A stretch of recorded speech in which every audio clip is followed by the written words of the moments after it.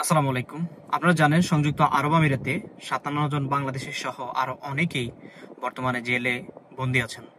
তো এই বিষয় সম্পর্কে আমাদের বাংলাদেশ থেকে একজন আইনজীবী এসেছেন, অলরা আফরিন। উনি সর্বোচ্চ দিয়ে চেষ্টা করছেন। অ্যান্ড আমি মনে করি এই বিষয়টা যতদূর আমি গিয়েছি বা যতটুকু তথ্য আমি পেয়েছি, এই বিষয়টা এখন আমাদের কূটনৈতিকভাবে চেষ্টা করা দরকার। সেটা হচ্ছে আমাদের বাংলাদেশের অভ্যন্তরীণ সরকার ডক্টর মোহাম্মদ ইউনুস। আমি মনে করি ডক্টর ইউনুসের এই বিষয় নিয়ে খুবই দ্রুত ব্যবস্থা নেওয়া উচিত, কারণ যত দিন যাচ্ছে এই বিষয়টা তত বেশি গভীর হচ্ছে, তত বেশি আমাদের যেই প্রবাসীরা এখন বর্তমানে আটক রয়েছেন তাদের উপরে অনেক বেশি প্রভাব পড়বে।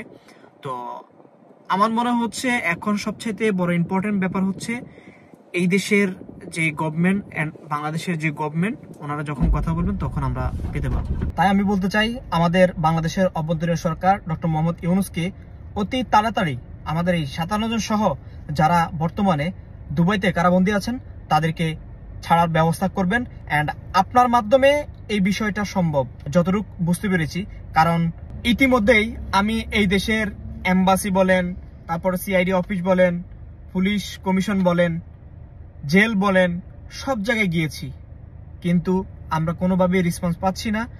আমি চাই আমাদের বাংলাদেশের সরকার এই বিষয়টা নিয়ে কথা বলুক। আমাদের বাংলাদেশের মানুষগুলা, আপনারা জানেন এর ভিতরে আমার নিজের আপন ভাই রয়েছেন এবং অনেক মায়ের সন্তান এর ভিতরে রয়েছেন।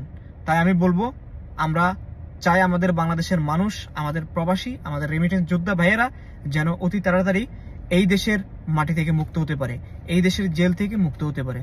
সবাই ভালো থাকবেন, সুস্থ থাকবেন, আর ভিডিওটা একটু শেয়ার করে দিবেন। আল্লাহ হাফেজ, আসসালামু আলাইকুম।